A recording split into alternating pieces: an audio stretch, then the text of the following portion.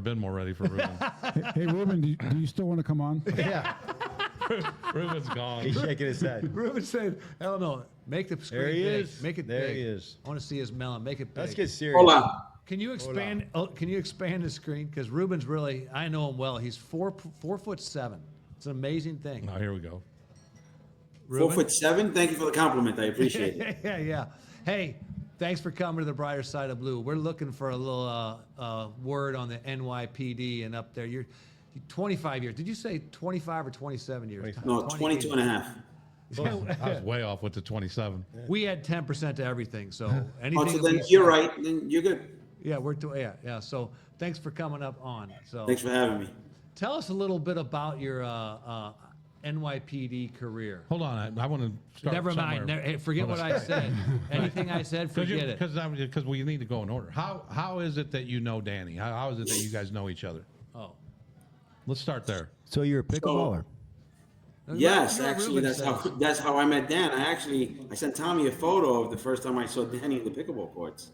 Right. I don't know if you can share it. why don't we, John, real quick, why don't we pull that up? And hold on a second. Before you pull that up, when you met Danny, were you taken aback by how, like, long his neck was? Were you taken aback by that? I mean, listen, believe it or not, Danny is one neck of a pickleball player. He is. I mean, when you see him on the court, you're like, oh my goodness.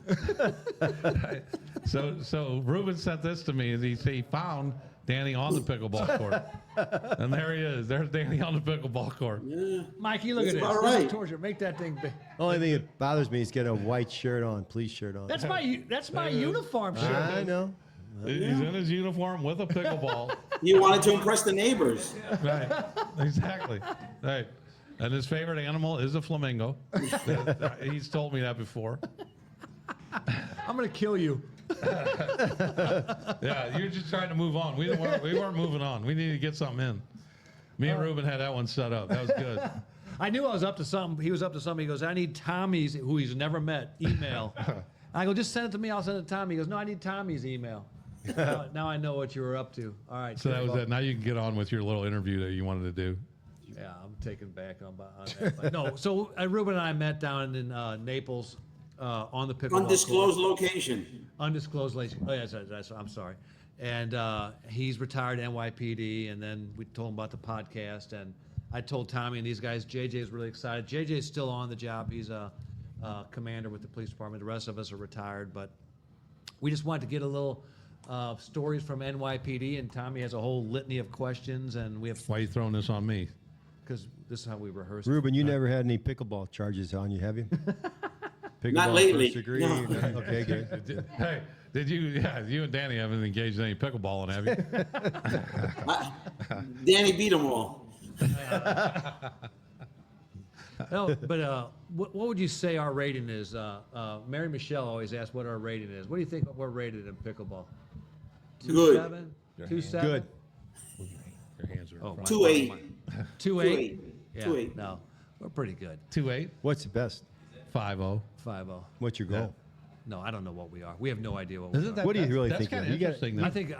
I think we're both 4.2s. Would you say that's fair, Ruben? What, height or rating? Exactly. Neck size? What are we talking about here? You're confusing me now. 4-2. That's short. Well, it's like a handicap in golf. You want to play it low, then you get, Right. Exactly. Exactly. And that's what people do. They enter tournaments and say they're 3-0s or something, and they Right. come out there and they're running around like Right. whatever. like Andrew. So there's some animosity amongst pickleball players. At times. 100%. There's beef. Gives a lot of beefs. Yeah, there's beef. Has anybody been shot in the over pickleball yet? Not yet. It's early. It's early. It's too soon to tell, but it could happen. It could There definitely was that happen. one where it went viral. The net incident. Oh, yeah, Oh, yeah, the kick in the yeah. face. yeah, exactly. That was, you guys haven't come to that yet, have No. you? That's a $300 paddle. I don't blame the guy, you know. Well, Yeah, it Ruben was was. telling me that they were playing the one day, and so every once in a while you call your own, whether Ins it's and in or out. And Ruben said that there was a call that him and Danny were partners, and the other people, Danny called it out, and the other people were beefing that it was in. And Ruben said, "Hey man, He goes, he's got the best overall look of anybody possible. There's no way you can. There's no way you can question. He goes, he's got a drone view. Right. He goes, you see that neck? He's got a drone view. If he calls it, it's out. Well, a lot of people have died playing pickleball because the average age is like 92. Right. They just fall out. Right. Can we get to the NYPD? You That's jerks? two. That's two. No, I think. Hey, Ruben, should we go to the police department stuff, or should we stay on Danny? No, let's stay on Danny. This is a neck of a good story. No, but what I think one of the neat things is thanks for coming on, because we're a big local podcast. You know, we've had a lot of St. Louis people on, the area of St. Louis, but we've talked about New York a lot, and one of the things we want to do is expand and get other people on and get other departments. And you know, obviously there's a lot of stuff going on in New York that's taken over the news. You got the mayor, but most recently, unfortunately, you guys lost one of the, I think his name, I know his last name was Islam. Didarul Islam. Is that how you pronounce it, Ruben? We don't want to be disrespectful. It's Didarul. Yeah, I mean, Islam is his last name. How you pronounce it, it's. Yeah. Yeah, but it's. But he was working a little second. We call it secondary. What do you guys call it? And We call it paid detail. explain what a paid detail is under your terms. So private businesses hire active duty police officers in uniform. They get paid through the city as a off-duty employment. But they are in uniform. They perform police. Not really. They're not.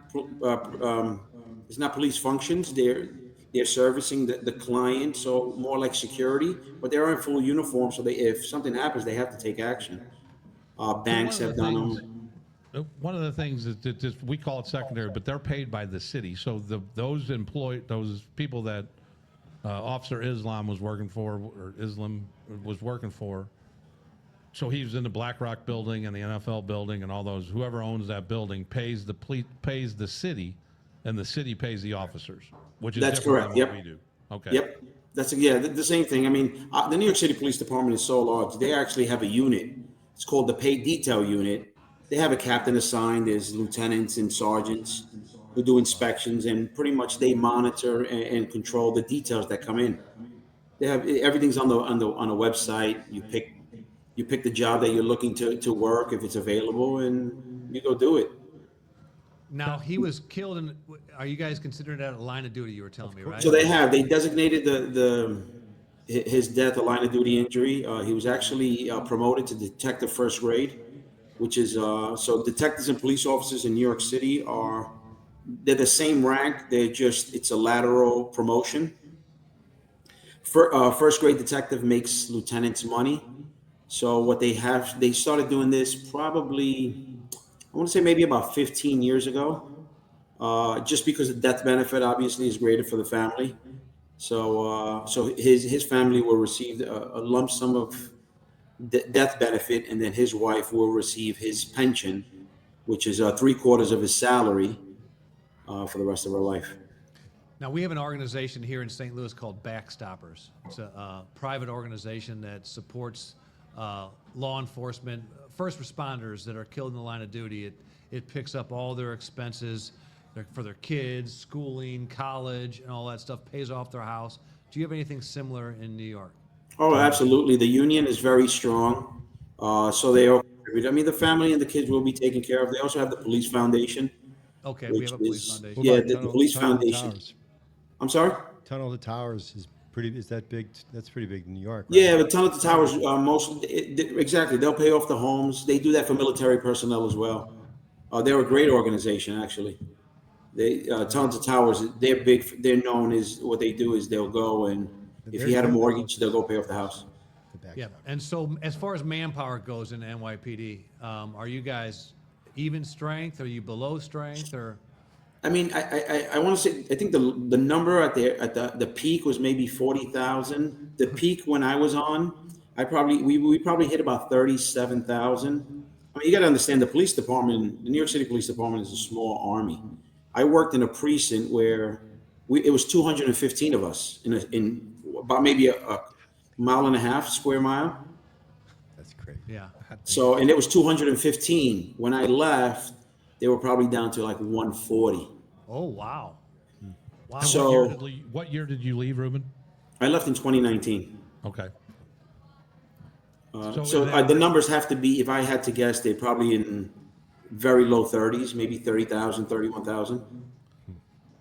The one thing I wanted to ask you real quick is that you're a detective or you're being a detective against being a uniformed officer. Being a detective, it's not so much like you said, it's an even grade. It's not so much a promotion, but once you enter the detective aspect of the New York Police Department, that's where you're at pretty much for the rest of your career, correct? Yes, I mean, there's some people who will take civil service exams to get promoted to either sergeant or lieutenant or captain. You have to go up the ranks. A lot of guys, once you become a detective, is probably, I mean, I was in the detective bureau. It was the most satisfying and most frustrating time in my life at the same time. When you're investigating, you solve a crime, you're on top of the world. And then the next day, you hit a case and you hit a brick wall and you feel like shit for the next 3 months because you can't figure it out. Right. And you ended up as a detective sergeant, correct? So I was in the detective bureau for some years, hit some bumps on the road. I retired in uniform, but I did investigations for about 12 and a half years. I worked in internal affairs for some time as well. I know all about them bumps in the road. Yeah, so do I. So do I. So, yeah, Ruben, I don't know if I ever told you, but I was suspended at every rank of my career. Right. And I'm so proud of him. He's not proud of it, but I am so proud of him. I'm only proud I of am one. so proud I'm only of him. proud of one. I was a captain, and I took I took a 5-day suspension. So I was suspended Monday through Friday, and on the following Monday I was promoted to major. That's Did you know his nickname? Yeah. They're clapping back there. Do you know his nickname in the police department? Did you ever tell him his nickname? Necky? I don't know. No. It was Bigfoot because everybody heard about him, but nobody ever saw him. He was around. They called him Yeti or Bigfoot. Well, one of the two. He Either always one had a would work. bird's I don't like him view. getting these secrets on me down there. He's no, no, he's no, one brutal dude. Now he's got the neck and Yeti. Hey, He's gonna be brutal I'm on going the to ask you pickleball a court. serious question. I went to New York after 9/11, a couple years after 9/11, and there was guys with like SWAT outfits on almost every corner. Especially, they had long guns with them. And was that the SRT team? No, that's at that time was just emergency services. Okay. What's the do you have an SRT team that you used to have there too? They did that came on later. So they what they did was it was like a spin-off of ESU guys.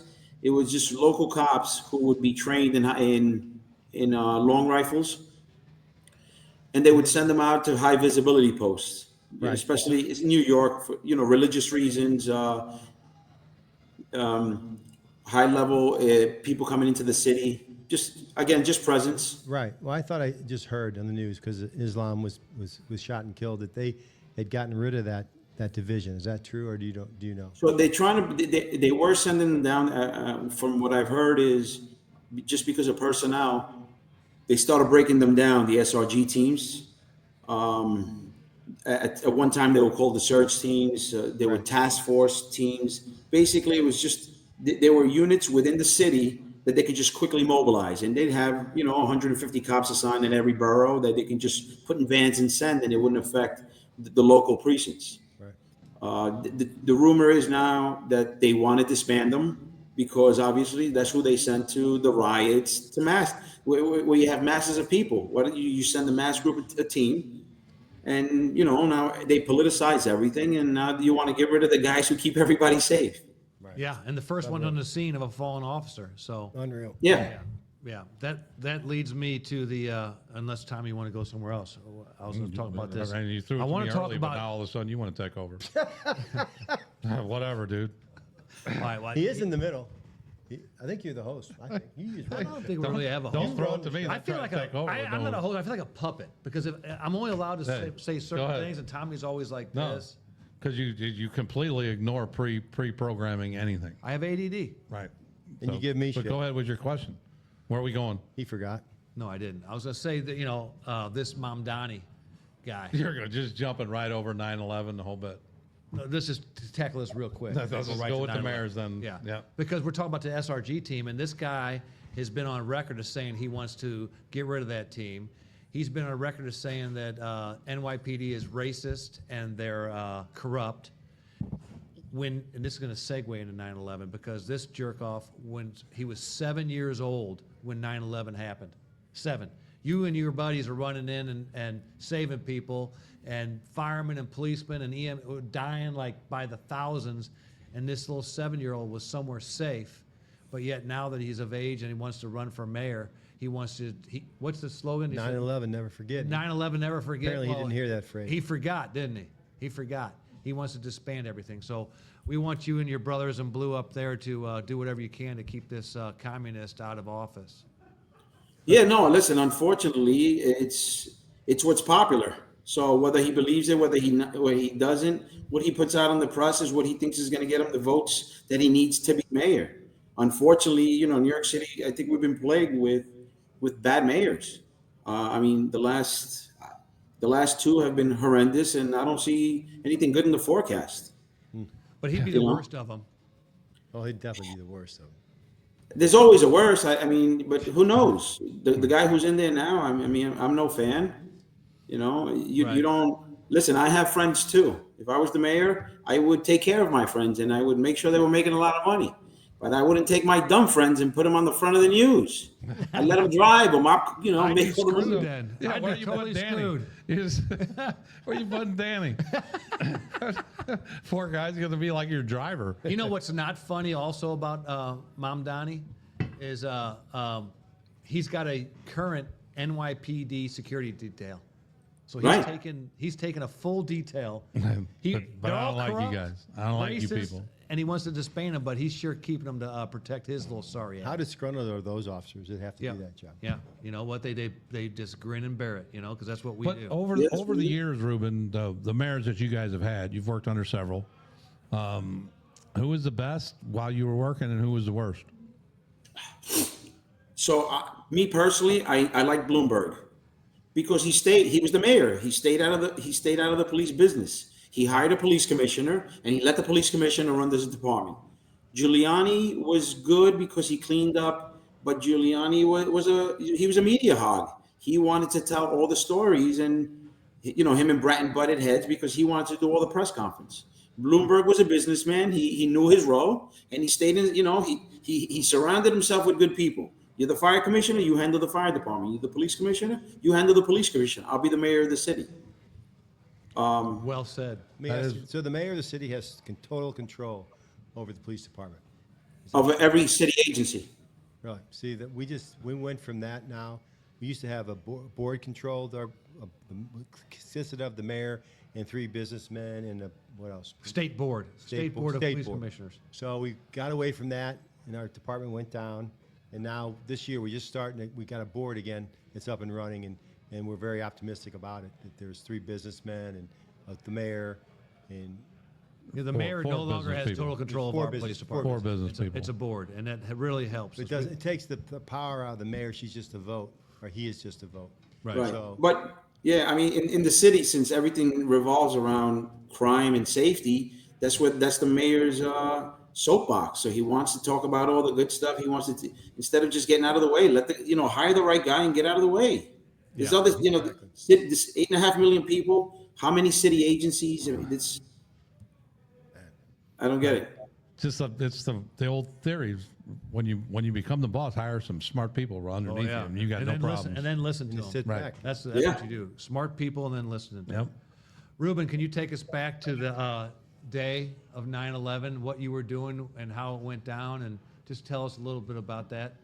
So 9/11 was a Tuesday morning, if I recall, and it was primary in New York City. So the police department handles all the voting sites in the city. And they send police officers, detectives, and so forth to sit at the polling sites and keep them safe. And that first plane hit roughly about 8 o'clock in the morning. The polls open up at 6 o'clock in the morning in New York. I was on limited duty, so when that first plane hit, obviously it came over the radio, and right away we put it on the TV. I was in the precinct at the time, so we were watching as the second plane hit, and then It was just very surreal. And then, I mean, we heard, so we have a citywide division on our police radios. Every precinct has their own division. You can communicate. There's also a citywide. So cops started responding immediately, and it just, I mean, I've seen some traumatic things in life, and there's some things that still stick with me. And that day, I'll never forget this. There was a police officer, Moira Smith, and I heard her screaming till the day she died, to the moment she died.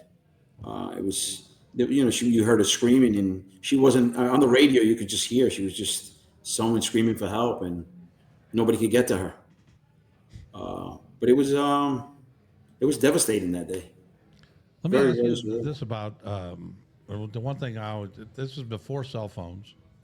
I think we were in the pager era, right? I mean, we were in pagers. Beepers, then. yeah. But your family and all the people that were, and what people don't know is Ruben's brother was also a policeman. So all this stuff, and then I think one of the things too is that Ruben was he just said he was on limited duty. Right. The next day, you know, in talking to Ruben, the next day he said, screw limited duty, I'm going back there. Talk a little bit about that decision, as well as how the communication was so tough, and with your families and everybody, you know, not just you, but all the officers. Talk a little bit about that. Yeah, I mean, the Twin Towers had the major communications in the city, and once those towers go down, all the lines were busy. You can communicate. I mean, we were able to communicate through our radios to the police departments, but as far as phone calls, there was no calls to be made. Nobody, you know, I was in an island. I didn't know anything. I didn't know. I mean, I knew my wife was home. She had just had a root canal like a day before, so I knew she was home. My daughter, my brother was working, but I didn't know where he was. I didn't know if he was okay. My mother used to commute into the city, from the city into Brooklyn, and her train would go under the Twin Towers at about that time every morning. I didn't know. I mean, later I found out. Her train passed as the first plane hit the building. She tells a story that the doors opened up and some guy came screaming, "A plane just hit the building! A plane just hit the building!" The doors closed and the train went into Brooklyn, but it was New York. She was like, "Yeah, some crazy guy." Nothing happened until she got to the other side, and. Right.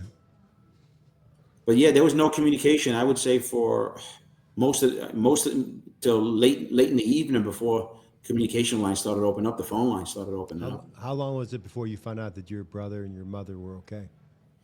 Probably about 8 or 9 o'clock at night. And and you're right, it was on a Tuesday. And what time did that? It was about 9 in the morning, 10 in the morning. I think the first plane hit at 8:15 or something like that. And then 8:44 was the second plane. Now, how chaotic was? I mean, you're on limited duty. How chaotic is the air traffic? How chaotic is with the what? The radio. radio traffic. Radio traffic. Oh no, the radio was bananas. I mean, I've never heard it. Just we'd never experienced this. They immediately activated a level 4 mobilization in New York, which is 1 supervisor and 8 cops from every command throughout the city, and they just started sending them there. I mean, people were just jumping in vans. There was nobody accounted for. Usually, you have rosters of who's in your van. It was just. You fit 8 guys. There could have been 13 guys in a van. Nobody knew who was there. People were just going. It was just. And you said 1 guy, 1 sergeant, and 8 guys from every precinct. How many precincts do you have? 76 precincts at the time. That's a lot of people. 76 precincts, and then there's 6 housing bureaus and 12 transit districts. Hey, what was your day what did it look like after the first day, the next day, and weeks after, and months after? What were You know, I describe that as Beirut. I have never been to Beirut, but those movies that I saw, I was there the next day.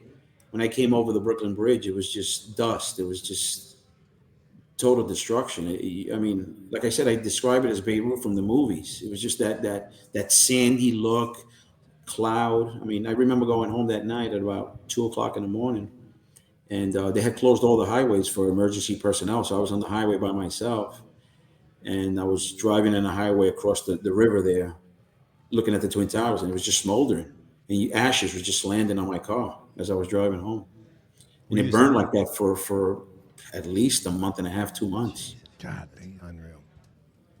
So what kind of assignments did you have after that? How did you stay organized? Where'd you go every day after that? So for the first week, the next day I was actually down at the World Trade for about 7 days.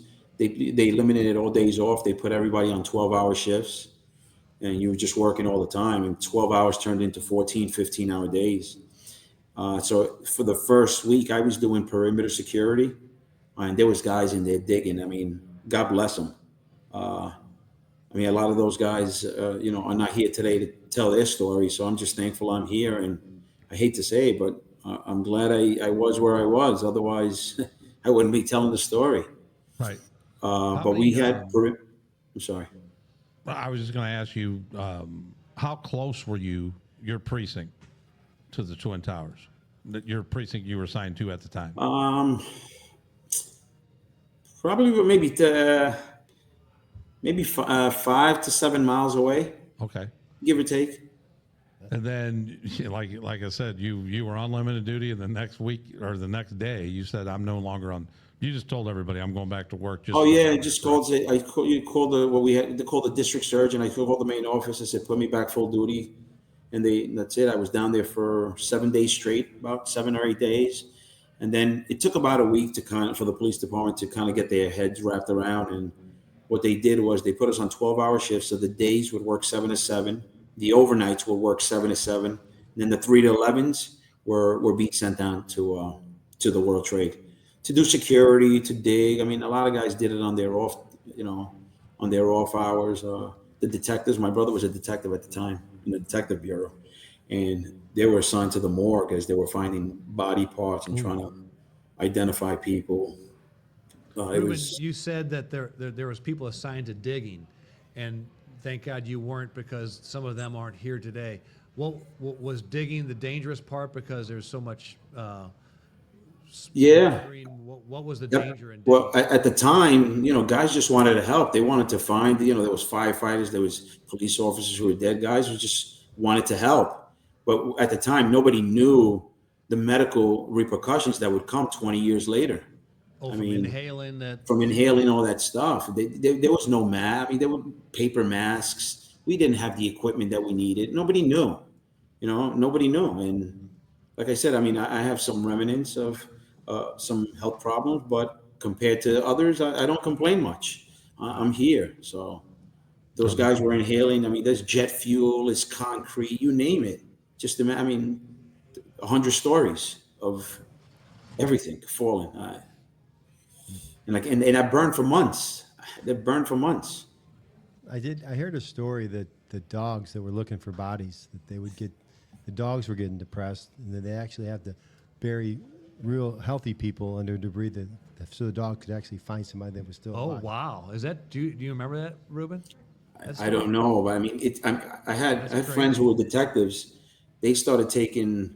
They would go out to the Staten Island dump at the time. Staten Island had a garbage processing facility, and they would it was just tractor trailers of dumping stuff on and finding fingers, trying to identify body parts. It was, a friend of mine was there for almost a year.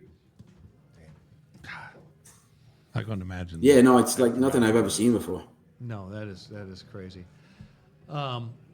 Let's move on to happier things. Sorry, guys, I don't hear you. I NYPD. don't know if you can hear me. We can hear you, huh? I want to ask you one question real quick. Hold on, he said he couldn't hear us. Can you hear us, Ruben? Hello? I can't hear you at all. Uh-oh. What happened? Everything's the same. Everything's the same. I don't know what happened here. You can't hear us, Ruben? Dude, damn it. How about now? Can you hear us? Let me see. He's doing some sign Yeah, language. he's going to sign the rest of the. That's a I don't great know what answer. happened. That's a great answer. I wonder. I hope can the audience still hear us? What are you doing here? What's it say? Orientation settings are David. Right. Disabled while live. Do we curse too much or something? Disabled what? Disabled Does while postal? I can't see. Can postal hear us? orientation Click that off. settings are disabled while live. It looks like something right. All right. Click on that. Well, Click on that. we might have to have Ruben back on. Go up, click on that. What, this thing? Yeah, or the orientation area, the question mark. Right. Just go back to the whole thing. Ruben can't hear us, and I think. Can you guys on the anybody on the live stream? Can you still hear us? What? Live, they live. can hear. They can hear him. They can hear us. Okay. Can they hear him? Ruben, say something. Send him a text. Can you guys hear me? Yeah, we can hear you perfectly. That was an awesome interview. You can hear me? Yes. I can't hear you. Yeah, we can hear him. I don't know how we move forward. We You can know read how some to sign questions. language? Can you You know. hold some signs up? Hey, You we know how can. to- How about we answer? I'm gonna log off and log back in again. See if I can come back in. And we Yeah, can, do it. yes. Yeah, yes. you can try that. And we'll answer some Yeah, questions. try for that, people Ruben. calling in. Yeah, now we can go to some comments. What do we got for comments, Johnny? We got anything? Let's go up a little bit. We got any comments, Johnny? Says, He's I got- hear you guys. Let's Dave. We hear you. Let's go up those. Dwayne Cooney's in the house. Hi, Dwayne. Wayne. Dwayne's brother, Bob, Yes. I hope. tremendous policeman. God love him. R.I.P. Bob. And he was the commander of Mobile Reserve, SWAT. SWAT. He was and, my boss. Yes, and he was him and Jerome Cliffel, dude. Yes. They were SWAT. They were. They were. I mean, All right, he's signing back in. I think he's you can signing hear back in. Let's You see. back? Can you hear Yeah, I us? can hear you. Oh, Hey, It was Ruben. your stuff. Here, Ruben. Here's a little hint for you. When that little T-Mobile bill comes, go ahead and pay it. Right. It's not free. It's not No? the gas station where you go get those Snickers bars. This Oh, there T-Mobile, we you go. got to Are pay you it. sure? I feel I'm an immigration joke coming. You got to pay the T-Mobile bill, Ruben. Since when? Look, it's working now. Swing. Yeah. Did you like Danny's little picture with him? You already said that. You took a Hey, picture of that. my question is, where's your brother now? Is he still active or is he No, retired? my brother retired about a month after I did. Very good. See a pickleball or two? He was for a little bit. Then he had an accident. He fell off. Oh, that's it right there. Hey, Ruben, while you've been on, one of our police department's most famous practical jokers just walked in the audience. Do you have any stories of some of the NYPD, some of your practical jokers, and some of the cruel stunts they pulled? Well, we had one guy Anything when come to I was, mind? the craziest one is we had this guy who was absolutely nuts. I probably had about maybe So 3 is years ours. on, Yeah. maybe 2 years on. He walks into the break room, and all the chairs is they're filled. The room is dark. Guys are just resting, watching TV. But he had like 18 years at the time, and he's looking around. He's like, no empty seats. So he goes back to his locker. He gets completely naked, just with his gun belt on, and then he walks back into the room and turns the light on. And he says, "Hey, there's no empty seats for me to sit." He cleared the room. Yeah, that's a good way Vinny, to clear you got that work room. to do. That's a good way to clear the room. Hey, our guy Vinny gives it a thumbs up. All right. Yeah, he said that's a good one. But his wife says he's hung like a Ken doll, so he'd never do that. Right. You can't say that. Okay, so one other question you want to ask. We all have, we've had them on a show, some of our past commanders that are also our mentors through our whole career, and some legends. Is there anybody that you can tell us a story or somebody mentored you as a commander? Yeah, I worked with this guy. He was a lieutenant. I tell you, one of the best guys I've ever worked with. He was just hands off. He just said, "Hey, this is the job we have to do, and as long as you do it, we're good." He didn't ask any questions. It was just about results. We're still friends to this day. He was one of the hardest working guys I know too. But he really knew how to handle to his people. I thought you were talking about me until you said the hard working part. To be fair, I worked with a few. My last commander, he retired as a full inspector for us, which is pretty high up rank in the police department. I was near the end of my career. I was kind of his right-hand guy. But as a full inspector, very few went out. Him and I were on the street every single day. He would put his hands on more people than most cops. We got sued a few times. We had some great times, The best times of the world is when you're in a battle with people. Yeah. Yeah. And you get in a A battle few with YouTube videos. It was a good them. time. A few YouTube. JJ showed up on a video the other day. Yeah, we're not talking about that. We didn't even talk about that though. So Only them. now we all have that person. So it's kind of neat because everybody in this room has that commander you're talking about as a mentor.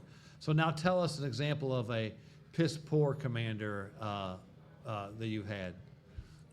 Oh, And say his name, please. Say his name. Go ahead and say oh, his I will. With his name.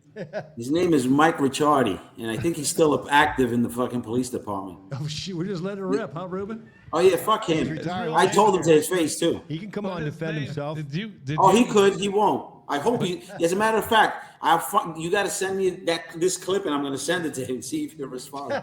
but did you word his name? You said his name is Retardy?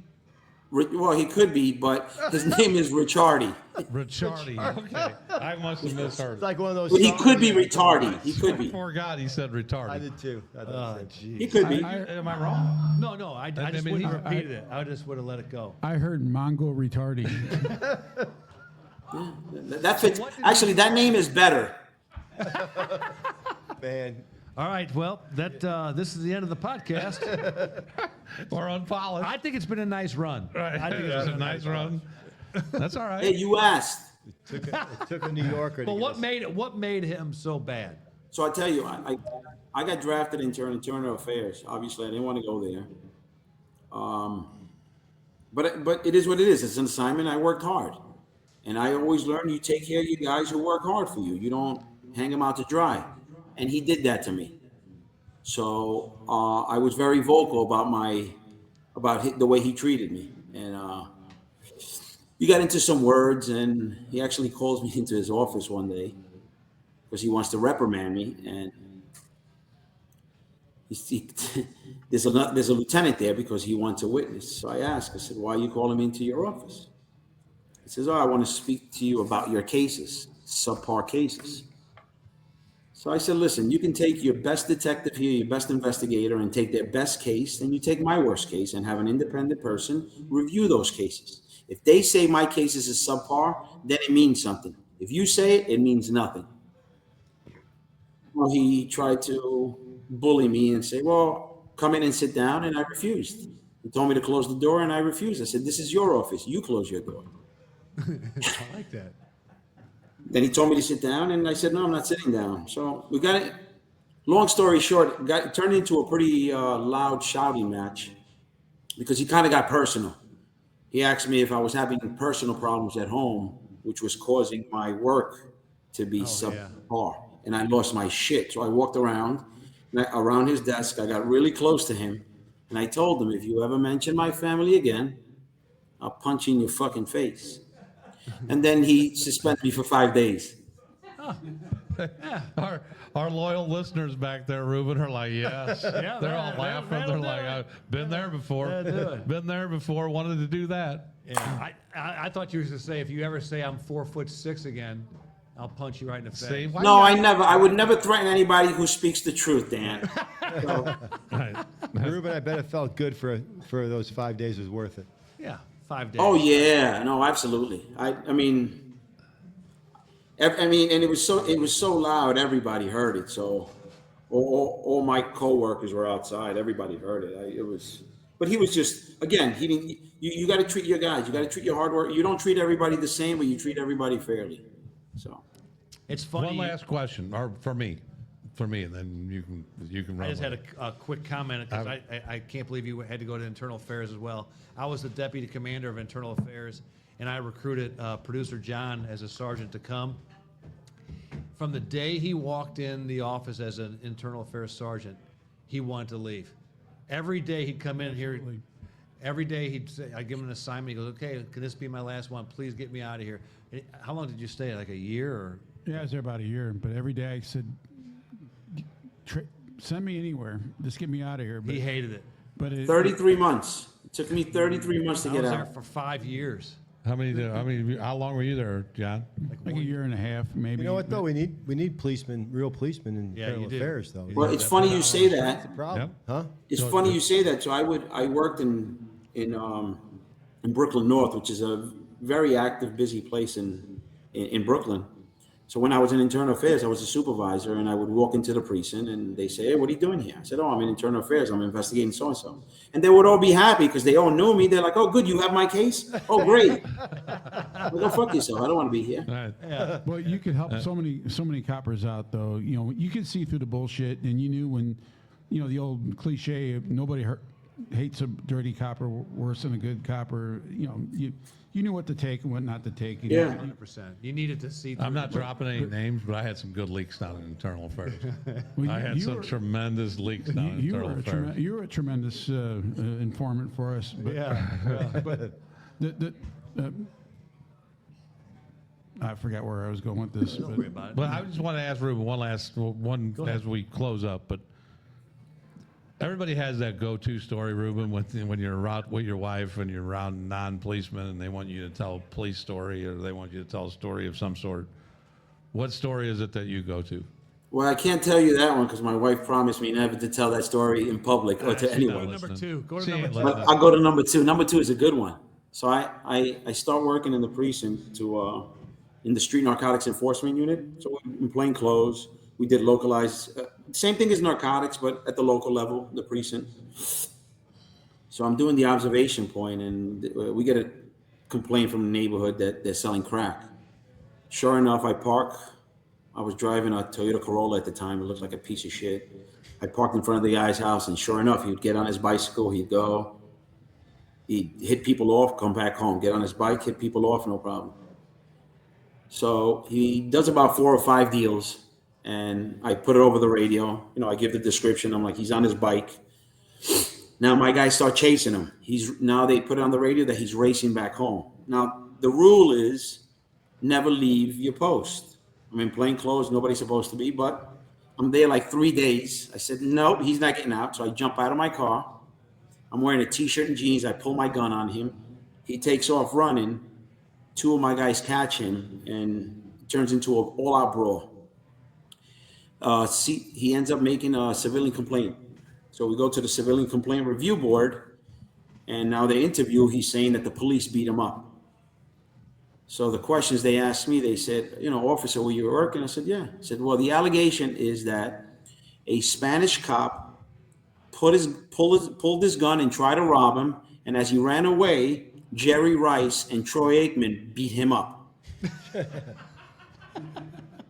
And I said, come on, you're going to believe that story? And they dismissed it. So the 2 guys who caught him, one was wearing a Jerry Rice jersey and the other one was wearing a Troy Aikman jersey.